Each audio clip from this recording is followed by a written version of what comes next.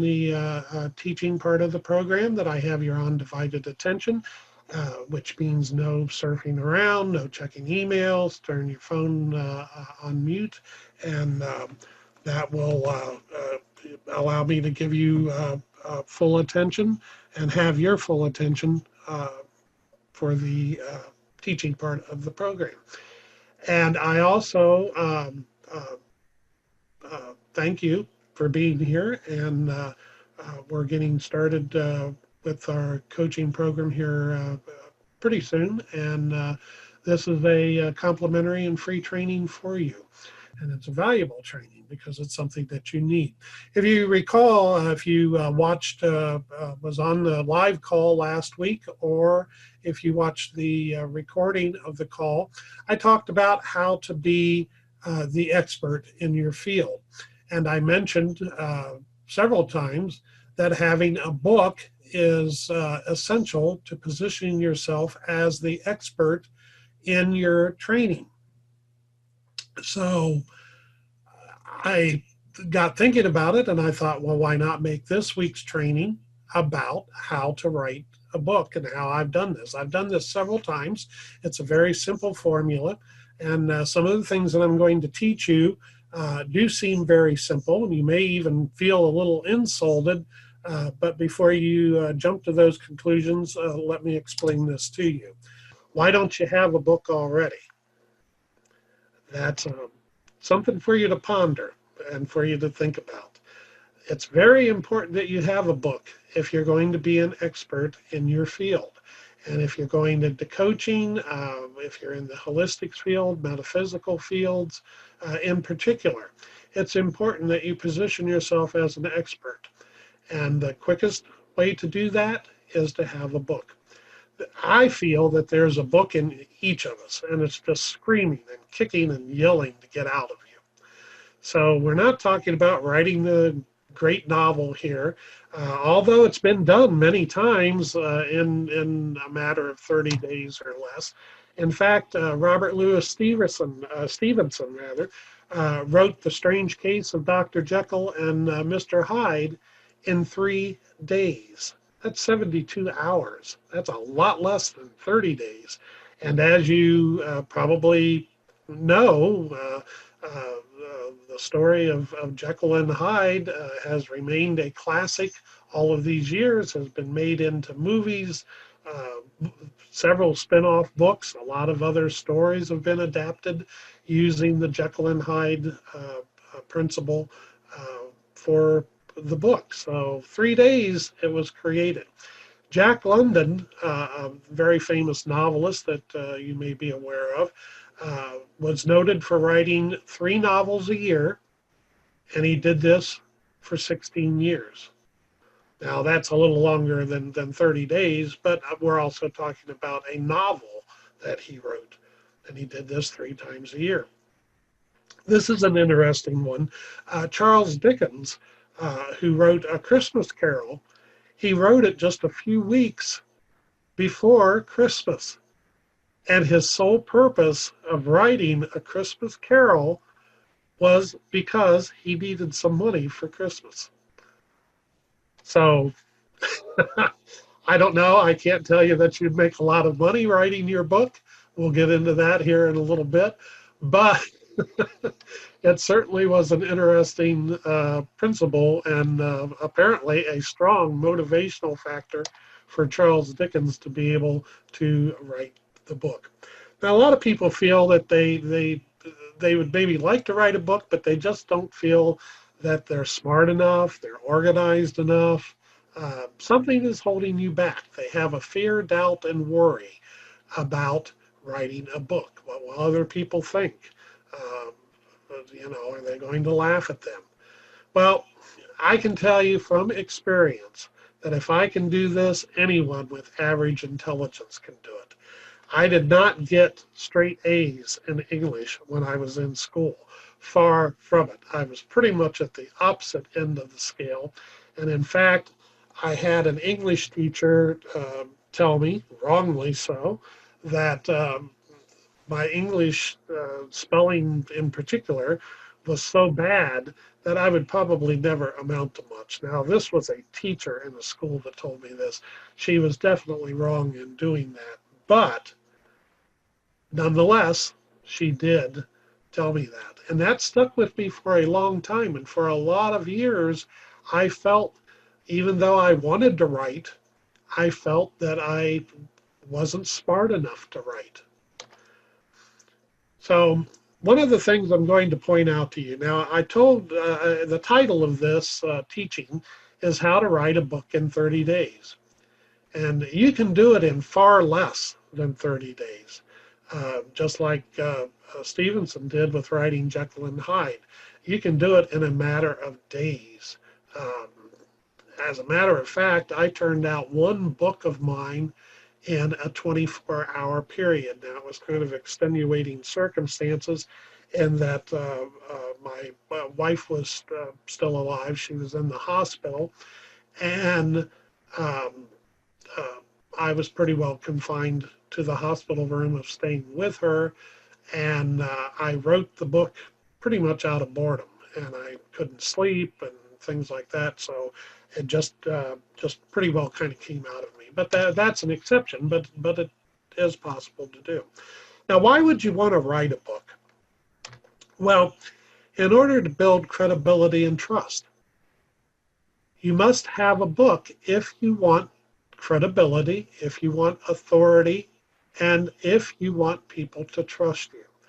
Now, there's something about having a published book that builds a great deal of trust with people in you regarding your authoritativeness on whatever particular subject that you're dealing with. And this will fit for anybody, any situation, any niche that you want to look at, is that if you have a book and you are a published author, your trust level goes up very high. And as you know, when you're dealing with the public, trust is a very, very important thing. People are still not quite as much as they were, but people are still impressed when you have a book and you say it's available on Amazon and Barnes and Noble. It gives you authority. It puts you with the other higher ups in your field. Now, there are a couple people that I didn't come up with all of this myself. In fact, I probably came up with none of it myself. But there are a couple people that I would like to thank for helping me along.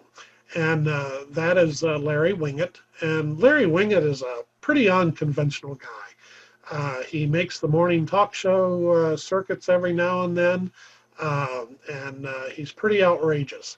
But I'll tell you, he published a little book, booklet actually. It's not very long, just I think about 30, 40 pages, maybe 50 pages. And it was how to write a book one page at a time. And that was the catalyst that gave me the inspiration and the motivation that I would be able to someday be able to write a book. Now, I don't know whether this is still available or not. I can't even tell you exactly how I came by it, but it's been invaluable to me over the years in using it as a model to write a book one page at a time. Another gentleman is from New Zealand, and his name is Richard Webster. And Richard Webster and I have become friends, although we've never actually met each other in person. We have known each other since the 1980s. He attended a conference, and I had bought cassette tapes. That shows you how long ago this was. I had bought cassette tapes of the conference. And Richard Webster was saying at the time he had not published very much. He had a little bit, but not very much. But that seemed to be his passion. That seemed to be what he wanted to be, was a writer. And he wanted to write in the metaphysical field. He wanted to write about metaphysical and holistic subjects. So I was inspired by that, and someone told him that he needed to just stop doing everything else that he was doing because this conference was not about writing at all. It was entirely something different. And he was told that he needed to just quit all of this other stuff and focus and concentrate on writing. Well, the next thing I know, Richard had a book published. And he got a publisher, which is Llewellyn, which is the #1 publisher of metaphysical New Age type books. And he just started turning these books out, just one right after another, and they're very good. And they've become pretty much the standard uh,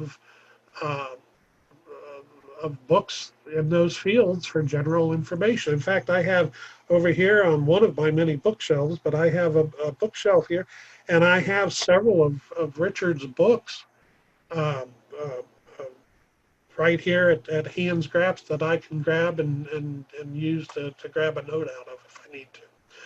Well, I corresponded with Richard over the years, and as I said, he is in New Zealand. He does come to the United States here occasionally to do book signings and that type thing, but I've never met him.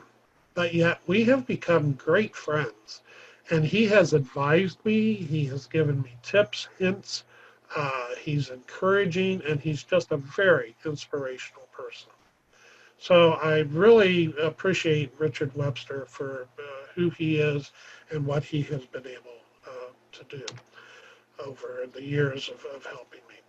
All right, well, we're going to get into this. I'm going to open up the fire hose right now. And we're going to go pretty high speed there and get it all done. I see a typo. I tried to go through and get them all. I miss them every once in a while. You may need to go back and listen to the replay to get all of this because I am going to go through it very, very quickly. Are you ready to begin? All righty, here we go.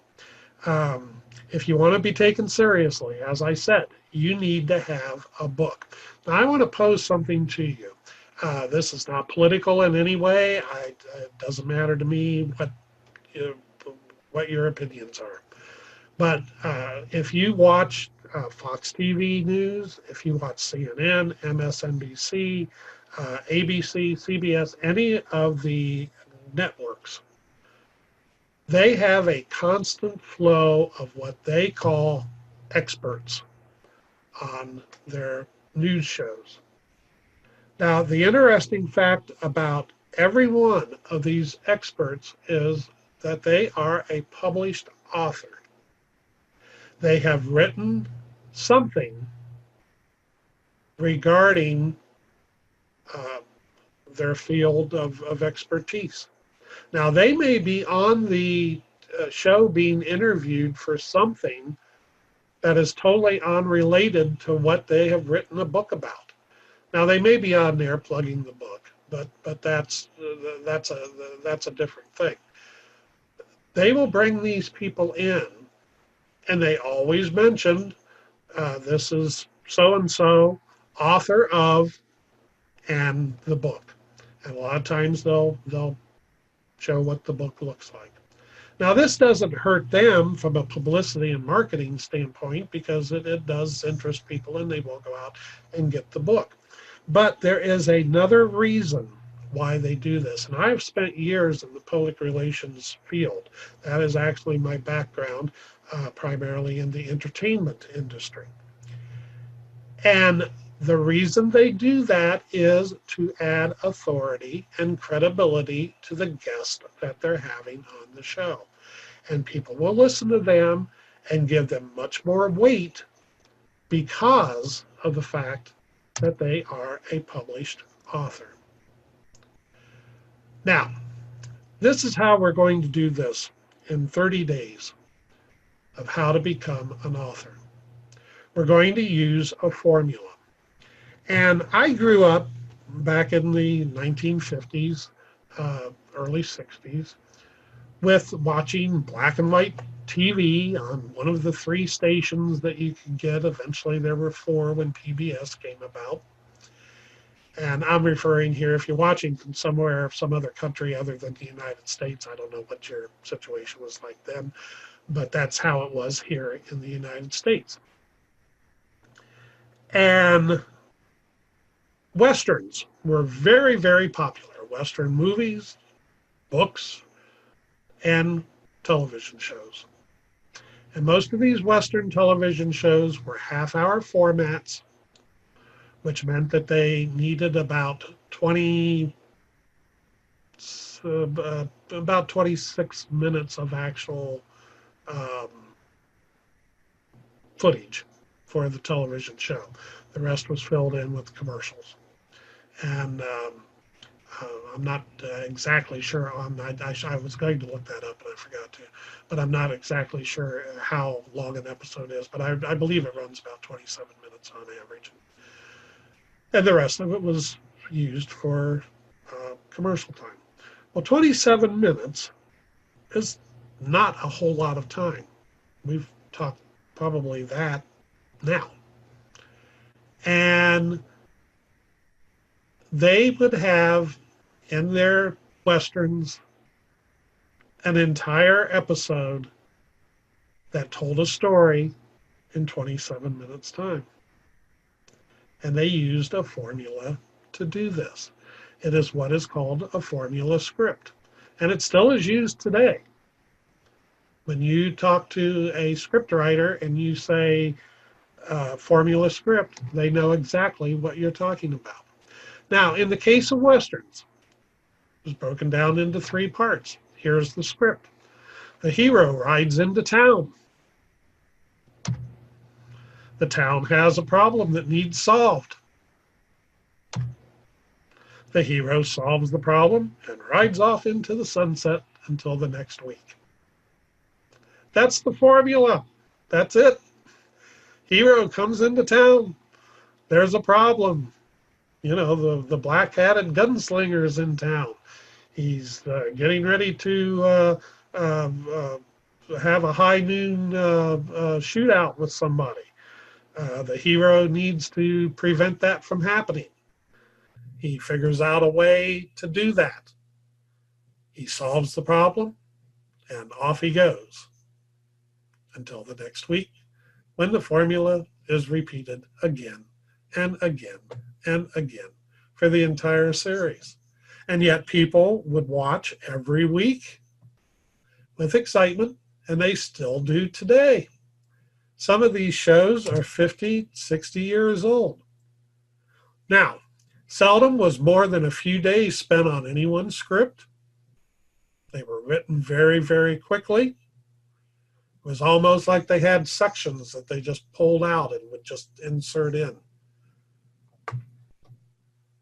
Filming was done in just a couple of days. And as I said, 50, 60 years later, these are still being shown on TV around the world, and people are still being entertained with them. So that formula does work today. And you can use this formula to write about just about anything you can think of. Pick a subject, and you can write a book about it using this formula. So let me get into it here. First of all, the 3-step formula. You are the hero. You are going to solve a problem. You discover that there's a problem.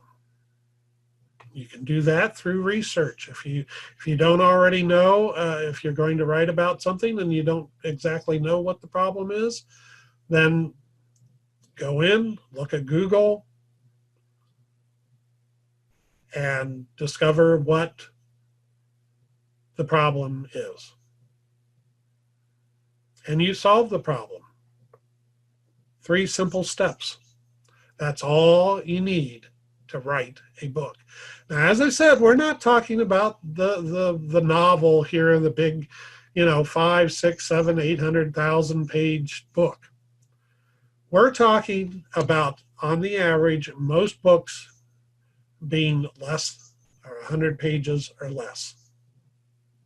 That is pretty well the standard of from a literary standpoint of what is actually considered a book. Is anything 100 pages or more? If it's 50 pages, then that's considered a booklet. It's a technical part, doesn't really matter. It isn't going to matter to the person reading it because they want information. Now I could end the training right here because I've given you the formula. And you can do this in far less than 30 days. But if you want to be a writer, then you need to go home and write. That was said at a conference that I went to by a writer. He stood up in front of the group, and I have to be honest with you, I do not remember who it was, but he was a known writer at the time. And it was a writing conference, and he was going to speak on how to become a writer, how to be inspired. And he stood up in front of the group. And this was what he said. He said, if you want to be a writer, then you don't need to be at this conference. Go home and start writing. And he walked off the stage. Now, there's more to it. I mean, he came back on and did give tips and ideas and that type thing. But I thought that was very effective. It was also extremely good advice. So if you want to be a writer, you need to start writing. Now, there's lots of little shortcuts and that type thing, but in essence, that's it. Now, to have a book, and I just mentioned this, I'm getting ahead of myself here. To have a book that has authority, it needs to be 50 to 100 pages. So we're not talking about anything substantial. And the closer you can get it up to 100 pages, the better. Now, that seems like a real daunting task. Oh, a 100-page book.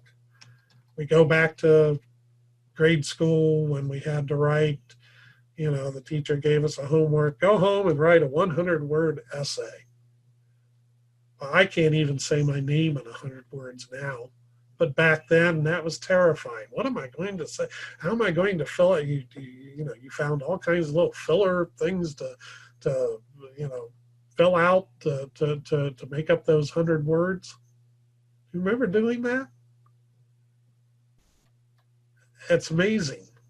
But now, I sit down, I can knock out 100. Well, like I said, I can't even say my name in 100 words. So here's the formula to write a book in 30 days. Okay, now you're going to want to write this down. Okay, you want to write 7 chapters at least. Okay, chapter 1, you want to write 1,500 to 1,800 words about the problem that you're going to solve. Chapter 2, you want to write 1,500 to 1,800 words about how you discovered the problem. Chapter 3, you want to write 1,500 to 1,800 words on how you solved the problem in your life, how you personally solved it, if in fact you did. In chapter 4, write 1,500 to 1,800 words about the obstacles you found in trying to solve the problem. Chapter 5, write 1,500 to 1,800 words about the obstacles you found that other people had.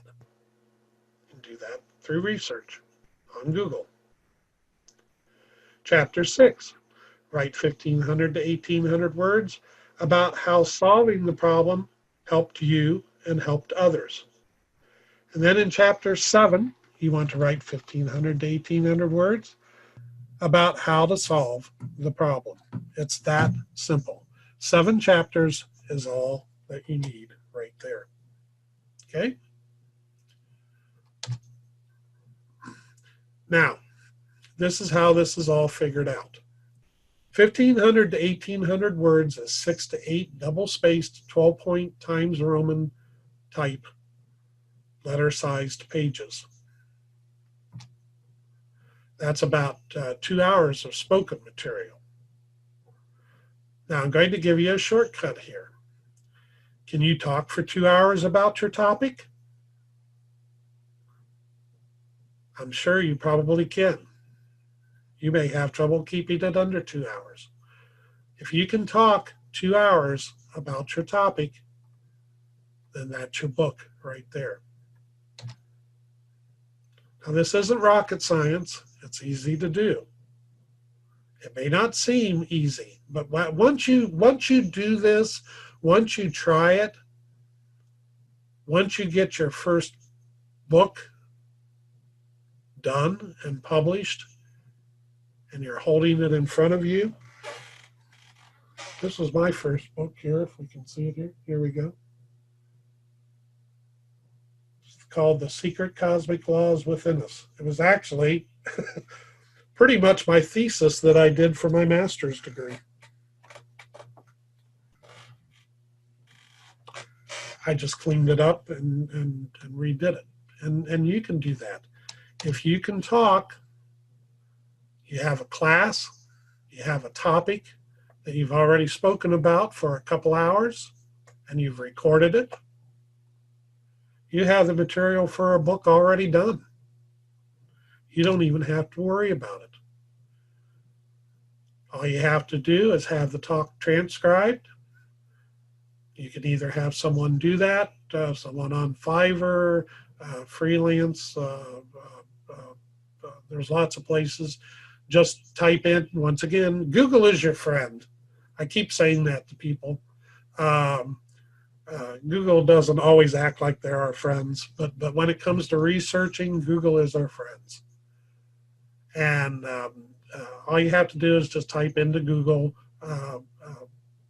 transcriptionist or having audio transcribed. All kinds of places, all kinds of software apps will come up that you can use. I don't have any in particular to recommend to you, so you're pretty well on your own to that. I have a piece of software that was a shareware piece of software that I got years and years ago, and it actually does not do it does a pretty good job actually. I do have to go in and clean it up quite a bit, but it does do a good job. But I have no idea where I got it from or anything. It was probably a bonus in a package of writing material that I got. You want to clean up the talk a little. You want to take out all the ums and the uhs and the sounds and all of that. Of course, you don't want to have those in your when you type it. You want to go through, you want to read it through, you might want to change things around a little bit, reorder things, make it so that it's clear, eliminate any excess stuff so that's nice and concise, and you're done. It's that simple. Now, that's not going to give you a 100-page book. So here's some tips from Larry Winget. Remember me talking about him a while ago. To fill out the book and to make it larger. You want to leave the first page blank so that you can write a personal salutation to the person. When someone has your book and you give it to them, it means a lot to them if you sign it. You have to remember you're an expert, you're a celebrity of sorts because you are a published author. And by signing that book, it pretty well assures that that book will be kept their entire life. And you want to add a title page to the book. That's just the title of the book. On the inside, see here, this is my corrections copy. I'm going to tell you about that. But this would be the salutation page right here. Then this is the title page.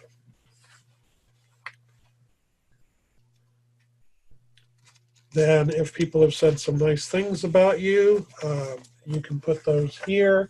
No one has ever said anything nice. No, that's not true. I didn't do that here. I chose to use a quote instead. And you can do that as well. In fact, you can put quotes all throughout your book and fill it in if you need to. Next, you want to have what is referred to as the copyright page. I don't know how well you can see that here in the little screen there, but I don't want to move my PowerPoint. But it's just your copyright page, and gives the date of the copyright, the name of the book, you as the author, all rights reserved, no part of this book may be used or reproduced in any manner, blah, blah, blah. You can find all that stuff just about everywhere, anywhere.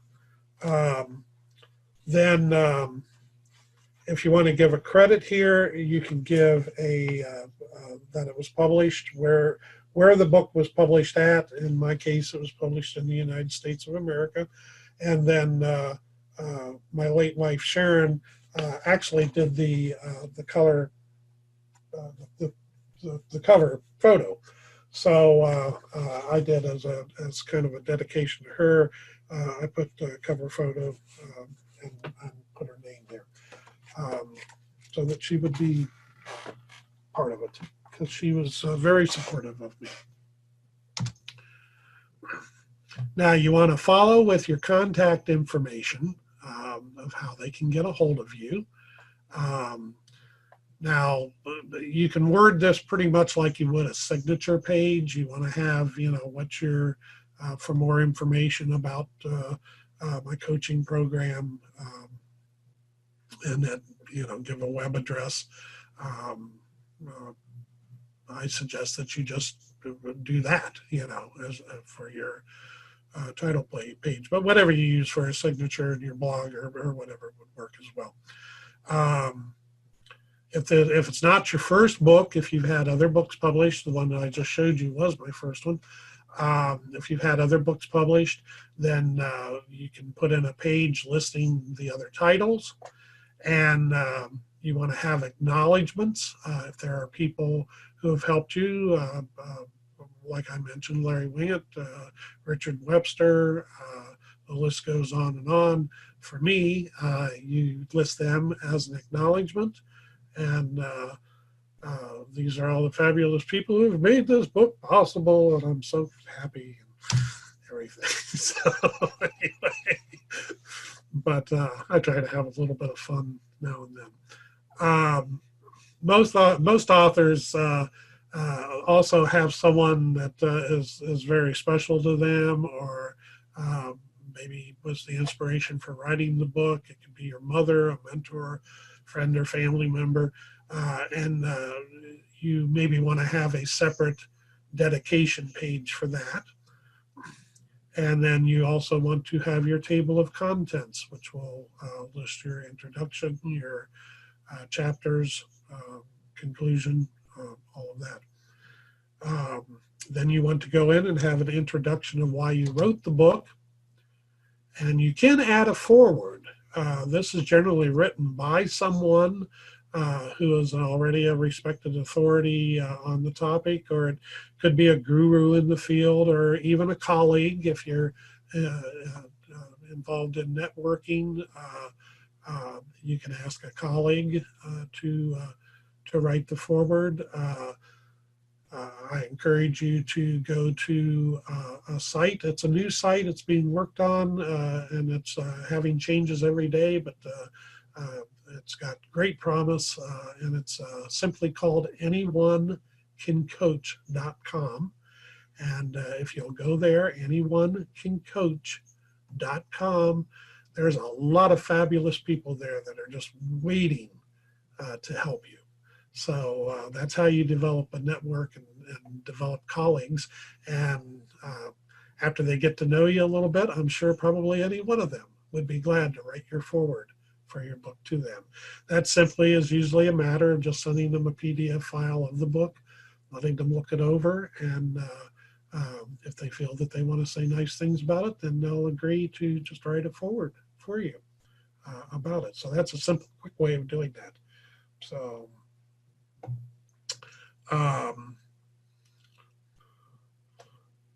let's see here. And then I just went blank. Here we go. But it's an added touch to have to have a forward, and it does add some weight to the book, particularly if it's a recognized person in the field to do it. Okay. So all of this, what is called preamble material. It's all of the stuff that goes before the book actually starts.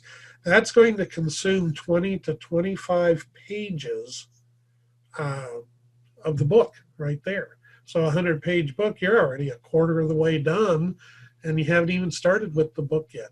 So an average paperback, trade paperback, the average words is 350 words per page.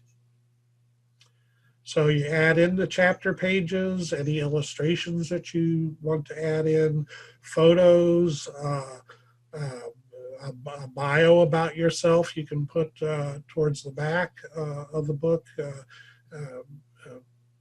giving your accomplishments and basically who you are and why you are the authority to write the book.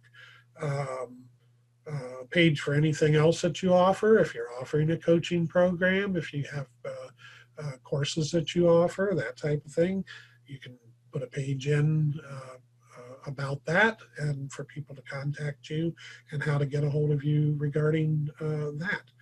And in no time at all, you have a 100-page book. So it's not that difficult. Now I want to talk a little bit about editing. As I said, I was not at the top of my class, so I made the top of my class possible in public school anyway, regarding my English skills.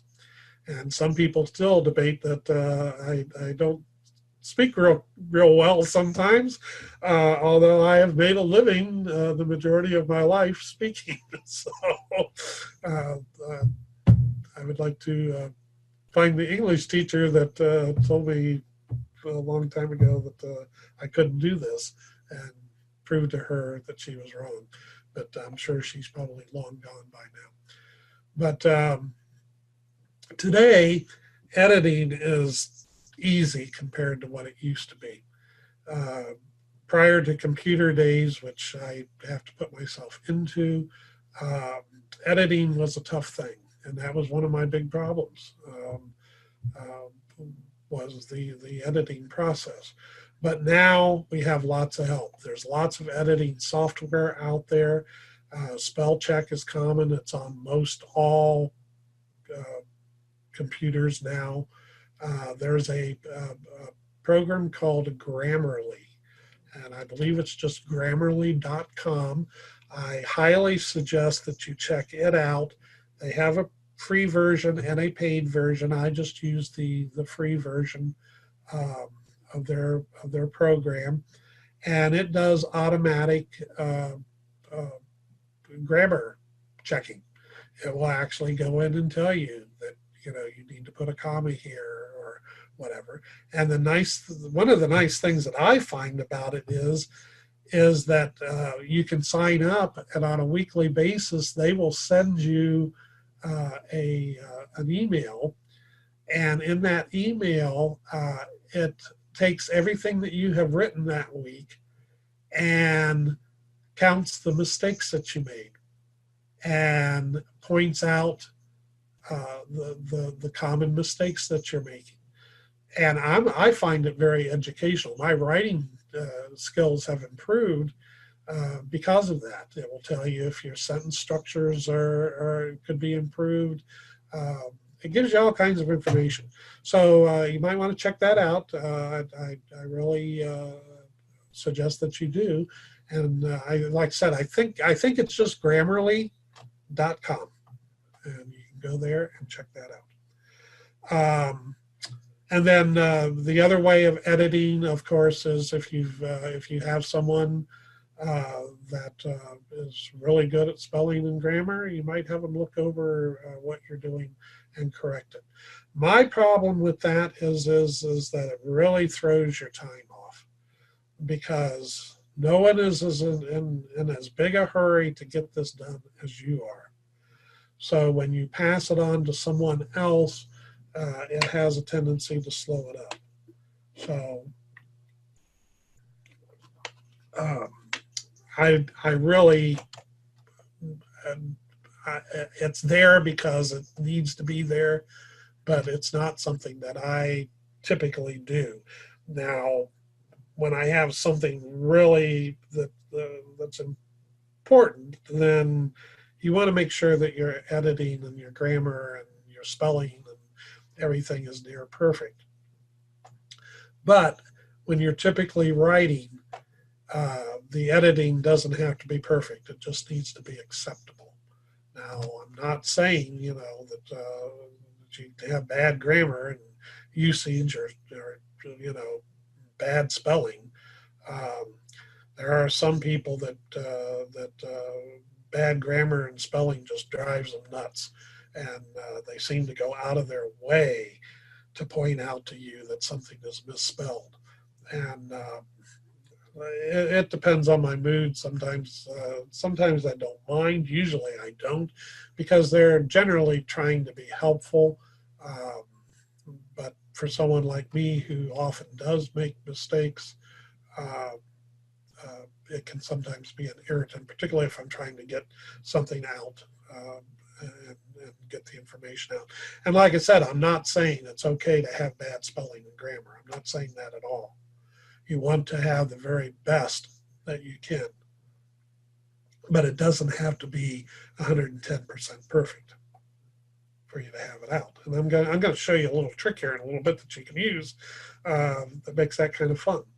Um, uh, but good enough is often good enough. So here's a trick to get a near perfect book grammar-wise, and it doesn't cost you anything. It's a you want to have a correction copy. I showed you my book here. I keep pulling it off the shelf here. I should just give it out. This is my correction copy. I have right up here in the upper corner correction. And if you'll notice here, I go through and put little tabs here like this on the pages. And there's a whole bunch more back here in the back. And when a mistake is found, I go in and I correct it in this correction copy, so that when I have the book printed the next time, I can make the correction before I have it printed. So this book has become over time near perfect when it comes to spelling and grammar. And how did I do that? I had, are you familiar with Tom Sawyer and him, the story of painting the white picket fence, where he got his friends? Yes, yeah, okay. I'm getting yes there. You are familiar with that. Well, this is kind of a Tom Sawyer way of getting people to work for you, because when I first had the book come out, I had a contest. And the contest was that there were grammatical and spelling mistakes in the book. And for the person who found the most mistakes in the book and put them down and sent them to me, that I would have a contest, and the person who had the most would win one of my. At that time, I had several courses that I was offering. Would win my top course at that point. So, what did I just do here? I just did something. So I had them send in the corrections, and they found just about every mistake in the book. And all it cost me was sending out a complimentary copy of my course. I actually ended up sending, I think, to everybody that sent something in, which was about 5-6 people, if I remember. I sent everybody something. I didn't send them the top prize, but I sent them some type of book report, something or other. So everybody got rewarded for helping me out doing that. And I got a free editors, who looked over the book, and then the next time I had it printed, that's why there were all of these tabs in the back here, because these were mistakes that they found. And of course, a lot of people, um, uh, sent in the same ones, and that's just my signal telling me that our time is up for this time.